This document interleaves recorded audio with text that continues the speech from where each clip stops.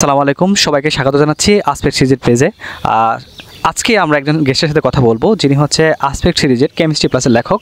এবং আজকের এই সেশনটা মূলত একটা গাইডলাইন সেশন, কারণ সামনে 20 তারিখ অনুষ্ঠিত হবে আমাদের কৃষিগুচ্ছের পরীক্ষা। এবং এই পরীক্ষায় ভালো করতে হলে আসলে অনেকগুলো বিষয়কে জানতে হবে, অনেকগুলো বিষয়কে মাথায় রাখতে হবে। কারণ আমরা সবাই প্রস্তুতি নিচ্ছি, কিন্তু এই প্রস্তুতিটা যারা হচ্ছে একটু টেকনিক্যালি আগায় থাকবে তারাই কিন্তু সবথেকে বেশি ভালো করবে। তো আজকে আমি কথা বলছি জুবাইরের সাথে। তো জুবাইর, তোমার পরিচয়টা যদি সবাইকে দিতে। আসসালামু আলাইকুম ভাই, আপনি ভালো আছেন? হ্যাঁ, আচ্ছা, তো আমার নাম জুবাইর আহমেদ, আমি ঢাকা বিশ্ববিদ্যালয়ে কম্পিউটার সায়েন্স ইঞ্জিনিয়ারিং একজন স্টুডেন্ট 18-19 সেশনের। আর ভাই আমার অ্যাসপেক্টের সাথে পরিচয়টা ওই আমার ফার্স্ট ইয়ার থেকেই, 2019 সাল থেকেই। তখন আমি একটু নেটওয়ার্কে কাজ করেছিলাম, নেটওয়ার্ক গাইডে। বাট তারপর হোসেন ভাই আমার সাথে পরিচয় হয় ভালো, এবং আমি কেমিস্ট্রি প্লাসের লিখতে পেরেছি আলহামদুলিল্লাহ, বইটার একজন রাইটার আর কি। তো এই ভাই। আচ্ছা জুবাইর, তোমার তো বেড়ে ওঠা হচ্ছে এই বাংলাদেশ কৃষি বিশ্ববিদ্যালয়ের ক্যাম্পাসে। তো এই বাংলাদেশ কৃষি বিশ্ববিদ্যালয়ের ক্যাম্পাস সম্পর্কে যদি একটু বলতে। ধন্যবাদ ভাইয়া। তো আমি ভাইয়া ছোট থেকেই এই বাংলাদেশ এগ্রিকালচার ইউনিভার্সিটিতে বড় হয়েছি। আমার আব্বু এখানে চাকরি করেন, তো এখন আব্বু পড়াশোনা করছেন এগ্রিভার্সিটিতেই, বাংলাদেশ মৎস্য গবেষণা ইনস্টিটিউটের সিনিয়র সায়েন্টিফিক অফিসার। তো ভাই সেইখানে সুবাদে আর কি আমরা ছোটো থেকে এখানে বড় হয়েছি, এখানে পড়াশোনা করছি। দীর্ঘ 12 বছর ছিলাম এখানে। তো এগ্রিভার্সিটি তো আসলে ভাই এটা দক্ষিণ এশিয়ার সবচেয়ে একটা বড় ভার্সিটি বললেই ভুল হবে আমার। এখানে অনেক দিক থেকে বাংলাদেশ এগ্রিকালচার ইউনিভার্সিটি আগায় আছে। এখানকার যে পরিবেশ বাংলাদেশের অন্য যে কোনো ইউনিভার্সিটি থেকে সেটা আলাদা। সেটা যে আমার হোম টাউন দেখেই বলতেছি তা না, আমি অনেক জায়গায় গেছি দেখেই বলতেছি। তাছাড়াও ভাই মনে করেন যে আসলে এখানকার স্টুডেন্টদের আমি যদি একটা পার্টিকুলার একটা পয়েন্ট দেখাই, যেমন আমাদের ঢাকায় বিশ্ববিদ্যালয় বা বুয়েটের যে একটা স্টুডেন্টদের একটা বাৎসরিক একটা তাদের একটা বাজেট থাকে, সেটা একটা স্টুডেন্টের পিছনে থাকে 2 লাখের মতো সাপোজ। বাট এগ্রিভার্সিটি স্টুডেন্টের পিছনে সেটা প্রায় 4 লাখ বা ডাবল থাকে, 4,33,000-এর মতো। সো এখানকে আসলে রিসার্চের অনেক অপরচুনিটিস আছে, বিসিএসসি কোটা আছে। তারপর আর বাংলাদেশ যেহেতু এগ্রিকালচার বেসড কান্ট্রি, এখানে তো আপনার মানে এগ্রিকালচার রিলেটেড যে পড়াশোনা, এটার তো অনেক ডিমান্ড থাকবে। তো আমাকে বলতে পারেন আমি কেন এখানে পড়লাম না, আমার একটা রিজনই ছিল, আমার হোমটা অনেক খুব কাছে ছিল, দ্যাটস আমি এখানে পড়ি না। আমি ঢাকা বিশ্ববিদ্যালয়ে আমার ঢাকায় মুভ হওয়ার খুব ইচ্ছা ছিল। তো এখানে আমি 7ম হয়েছিলাম যদিও আলহামদুলিল্লাহ। তারপরেও আর কি আমার খুব একটা পছন্দের ভার্সিটি বাংলাদেশ এগ্রিকালচার ইউনিভার্সিটি। আচ্ছা, তুমি তো আসপেক্ট সিরিজের হচ্ছে কেমিস্ট্রি প্লাস বইটা লিখেছো। তো কেমিস্ট্রি প্লাস বইটা আসলেই অনেক পপুলারিটি আছে এটার, কারণ আমরা অনেকেই সাক্ষাৎকার নিয়েছি। তো তারা হচ্ছে বলেছে যে না, কেমিস্ট্রি প্লাস বইটা হচ্ছে আসপেক্ট সিরিজের একটা সেরা বই। তো সামনে কৃষি বিশ্ববিদ্যালয়ে ভর্তি পরীক্ষা, এবং এই পরীক্ষার জন্য কিন্তু খুব বেশি সময় আছে সেরকম না। তো যারা পরীক্ষা দিবে তাদের উদ্দেশ্যে আসলে তুমি কি বলবে, তাদের এই যে শেষ মুহূর্তে এসে যে প্রস্তুতিটা, এই প্রস্তুতিটা আসলে কেমন হওয়া প্রয়োজন এই সম্পর্কে যদি একটু বলতে আর কি। ধন্যবাদ ভাই, আপনাকে 2টা কোশ্চেন করছেন। তো ভাই আমি প্রথম কোশ্চেনটার আনসার দিই কেমিস্ট্রি প্লাস সম্পর্কে। তো এই জন্য ভাই আমি প্রথমেই অসংখ্য ধন্যবাদ দিতে চাই হোসেন আলী ভাইকে, কারণ ভাইয়ের মতো আসলে ভাইয়ের একটি টার্গেট ছিল যে অ্যাসপেক্ট সিরিজের যেই বইটা আমাদের কেমিস্ট্রি প্লাস আসতেছে ওইটা যাতে বাংলাদেশের মধ্যে ওয়ান অফ দ্য বেস্ট বুক হয়। তো আমরা যখন ভাইয়ের সাথে কথা বললাম, তখন ভাইয়ের যে ইচ্ছাটা দেখলাম, ওইটা দেখার পরে আর কি ভাই আমাদের যাদেরকে দায়িত্ব দিল, তা আমাদের মধ্যে আরও ইচ্ছাটা অনেক বাইরে গেল যে না, যাই হোক বইটাকে আমাদের সেরা বই বানাইতে হবে, লেটেস্ট যে এডিশনটা আছে। তো আমরা অনেক ট্রাই করলাম। হোসেন আলী ভাই ওর মতো একজন অ্যাক্টিভ পার্সন, তিনি অনেক চেষ্টা করলেন বইটাকে সেরা বানানোর জন্য, এবং আলহামদুলিল্লাহ আমিও পুরো বাংলাদেশে বিভিন্ন জায়গায় খোঁজ নিয়ে দেখছি। আপনিও বলেন ভাই সেটা স্টুডেন্টদের মতামত যে কেমিস্ট্রি প্লাস বইটা তাদের খুব একটা প্রিয় বই। আমরা যে কাজটা করছিলাম যে আমাদের কেমিস্ট্রি তো আসলে অনেক পড়ার পরিধিটা অনেক, সব বইয়ের থেকে ইনফরমেশন নিয়ে আমরা গ্যাদার করে বইটাকে গুছায় লিখতে পারি কিনা, যেটা কিনা একটা স্টুডেন্টের একটা বই পড়লেই তার সবগুলো আপ হয়ে যাচ্ছে, এবং এটা শুধুমাত্র একাডেমিক অ্যাডমিশন না, একাডেমিকটাও তার সেই সাথে কাভার হচ্ছে। সো ইনশাল্লাহ আলহামদুলিল্লাহ বইটা অনেক ভালো চলতেছে, এটা আমাদের জন্য খুব একটা সুখের বিষয়। বাট আর আমরা চেষ্টা করছি বর্তমান লেটেস্ট এডিশন আসতেছে সেটাকে আরও ভালো করার জন্য। সো অ্যাসপেক্ট আসলে কেমিস্ট্রি প্লাস নিয়ে আমাদের একটা অনেক চিন্তা আছে, আমরা ভবিষ্যতে আশা করবো এটাকে আরও সামনে এগিয়ে নিয়ে যেতে, এটা আমাদের সবারই একটা প্রচেষ্টা থাকবে। আর সেকেন্ড যেই ভাই কোশ্চেনটা আপনি করলেন, এগ্রিভার্সিটি যেহেতু আমাদের সামনে পরীক্ষা, সো আজকের গাইডলাইন সেশনটাও ওইটা নিয়েই আসলে আমাদের। তো আমাদের স্টুডেন্টদেরকে আমি কিছু গুরুত্বপূর্ণ কথা বলতে চাই।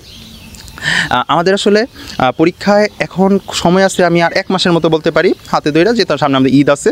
সো আমি কাইটা 1 মাসই রাখলাম। 1 মাস সময়ে এখন আমাকে দেখতে হবে, আমি এখন সব যদি পড়তে চাই আমাকে কিন্তু এখানে হবে না। আমাকে আগে বুঝতে হবে যে পরীক্ষায় আমার কেমন টাইপের কোশ্চেন আসে, যেটা কিনা আমরা নেটওয়ার্ক গাইডটাতে পড়লেই মোটামুটি আমরা বুঝতে পারি। আমিও যখন আমার এগ্রিভার্সিটি প্রিপারেশনের জন্য শুধুমাত্র নেটওয়ার্ক গাইডটা আমি ফলো করছিলাম। তো যে কোনো স্টুডেন্ট যদি এটা ফলো করে সে ওই টাইপের, শুধু এখন নেটওয়ার্ক গাইডে যে কোশ্চেনগুলো দেওয়া আছে এইগুলোই মুখস্থ করলাম, এটা আমার হইল না। আমাকে কী করতে হবে, ওইটার প্যারালাল কী কোশ্চেন আসে এবং ওইটার মতো কী কোশ্চেন আসতে পারে আমি যদি একটা অ্যানালাইসিস করে পড়ি তাহলে আমার জন্য খুব ইজি হয়ে যায়। একটা বইয়ে অনেক টপিকস আছে, সব তো আমার পড়ার দরকার নেই, সব থেকে কোশ্চেন আসেও না।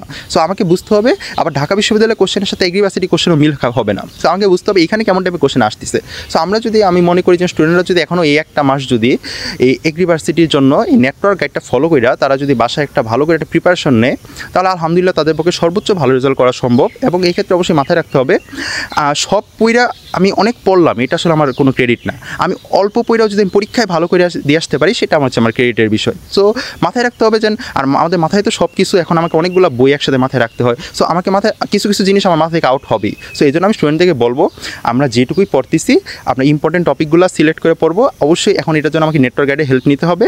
তারপরে যেই কাজটা আমাকে বেশি বেশি প্র্যাকটিস করতে হবে। সো প্র্যাকটিস না করলে আবার এই পড়াটার কোনো দাম থাকলো না।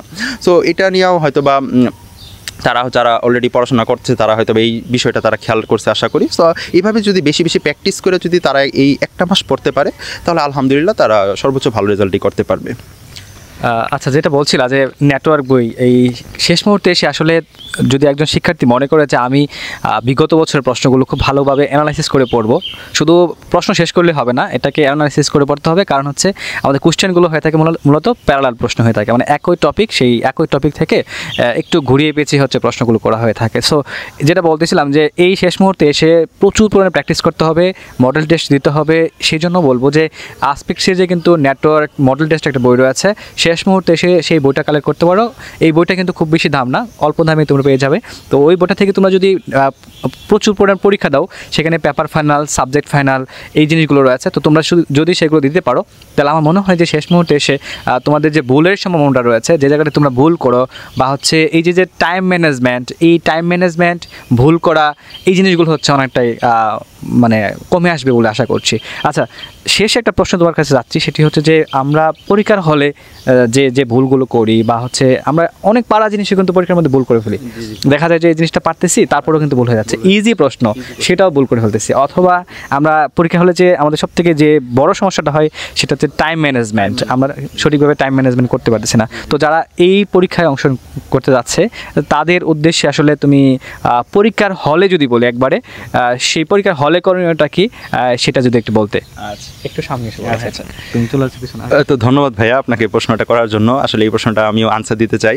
তো আমি ভাই শুরুতে স্টুডেন্টদেরকে তাদের একটু রিল্যাক্স দিই যে আমিও যখন ঢাকা বিশ্ববিদ্যালয়ে ভর্তি পরীক্ষা দিতে চাই, একদম ফার্স্টে যে ফিজিক্স কোশ্চেনটা অনেক সিরিয়াস ছিলাম, আমার প্রথম পরীক্ষা ছিল। তো প্রথম আমাদের একটা সূত্র আছে 1 ক্যালোরি সমান 4.2 জুল। আমার মাথায় এটা কাজ করতেছে 1 জুল সমান 4.2 ক্যালোরি, এবং আমি কোশ্চেনটা কোনোভাবে মিলাইতে পারতেছি না। তো ওইটা মিলানো না পারার কারণে আমি দেখছি আর 2-3টা কোশ্চেন আমি পারতেছি না। তো আমার কনফিডেন্সটা কিন্তু কমে গেল। তারপরে আমি ভাবলাম যে আচ্ছা ঠিক আছে, তাহলে আমি এটা আপাতত স্কিপ করে আমি আরেকটা সাবজেক্টে যাই দেখে আসি, পরে আমি এখানে আসি, এবং তারপরে আমি ভুলটা সাথে ধরতে পারছি। আর এই জন্য আমার মিলতেছিল না। তো স্টুডেন্টদের একটা ভাই সাধারণত একটা যে জিনিসটা সবসময় তাদের একটা ভুল হয়, পরীক্ষার আমি বাসায় পড়লাম, আমার পরিবেশটা আমার একরকম, পরীক্ষার হলে পরিবেশটা থেকে আরেক রকম। সো ওইখানে গিয়ে ইজি ভুল হবেই, এটা তার সাথে হচ্ছে না, সবার সাথেই হচ্ছে।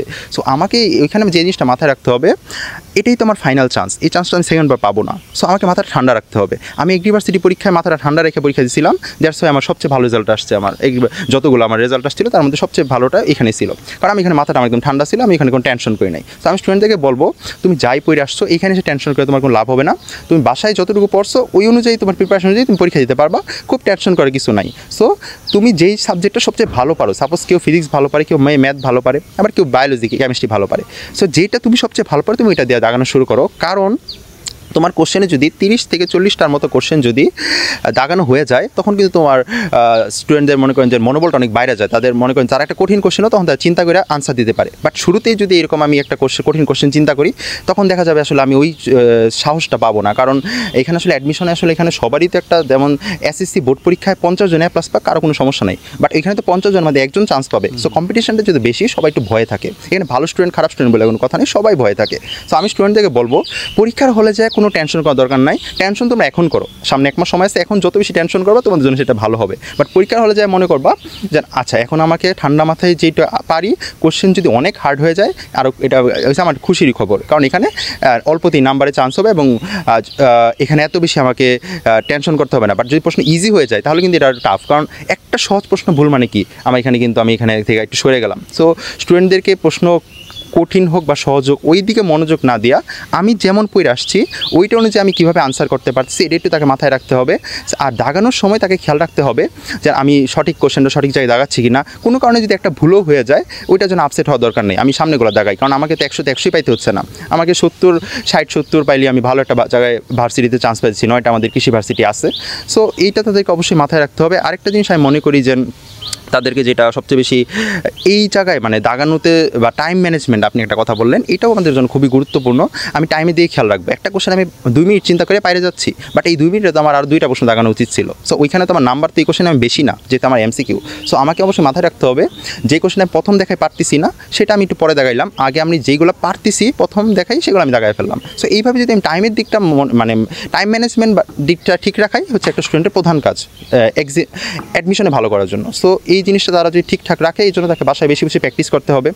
নেটওয়ার্ক বিভিন্ন মডেল টেস্ট বুক আছে, বিভিন্ন নেটওয়ার্কের এগ্রির জন্য তাদের প্র্যাকটিস বুক আছে, এগুলো যদি তারা বারবার প্র্যাকটিস করে তো আমি মনে করি একটা স্টুডেন্টের পূর্ণাঙ্গ বস্তু এটা আলহামদুলিল্লাহ হয়ে যায়, এখানে আসলে হয়ে যায়।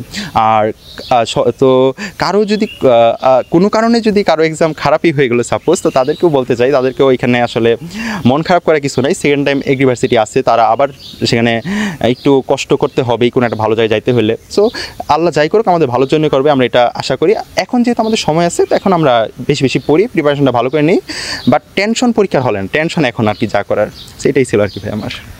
আচ্ছা, অসংখ্য ধন্যবাদ জুবায়ের তোমাকে। এবং যারা আজকের এই ভিডিওটা দেখবে তাদের উদ্দেশ্যে বলতে চাচ্ছি যে এই যে এগ্রিভার্সিটি পরীক্ষা আসলে একটা চান্স অনেক কিছু, আবার অনেক কিছু না। কারণ কৃষি বিশ্ববিদ্যালয়ে পড়েই যে তুমি একদম ভালো কিছু করে ফেলবে এটাও কিন্তু না। আবার অনেকে দেখা যায় ন্যাশনাল বিশ্ববিদ্যালয় থেকে পড়েও কিন্তু অনেক ভালো কিছু করছে।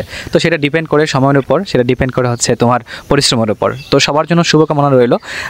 এই যে সামনে পরীক্ষাটা আসতেছে সেই পরীক্ষায় অনেক ভালো কিছু করো। তো আমরা এরকম গাইডলাইন সেশন আরও করব তোমাদের যে যে যে জায়গাগুলোতে তোমরা ভুলগুলো করতে পারো সেই ভুলগুলো নিয়েই হচ্ছে আমরা গাইডলাইন সেশন করব। তো সবাইকে আবারও শুভেচ্ছা জানিয়ে এবং সবার শুভকামনা জানিয়ে আজকে পর্যন্ত আজকে আমি বিদায় নিচ্ছি। সবাই ভালো থাকো, সুস্থ থাকো, আল্লাহ হাফেজ।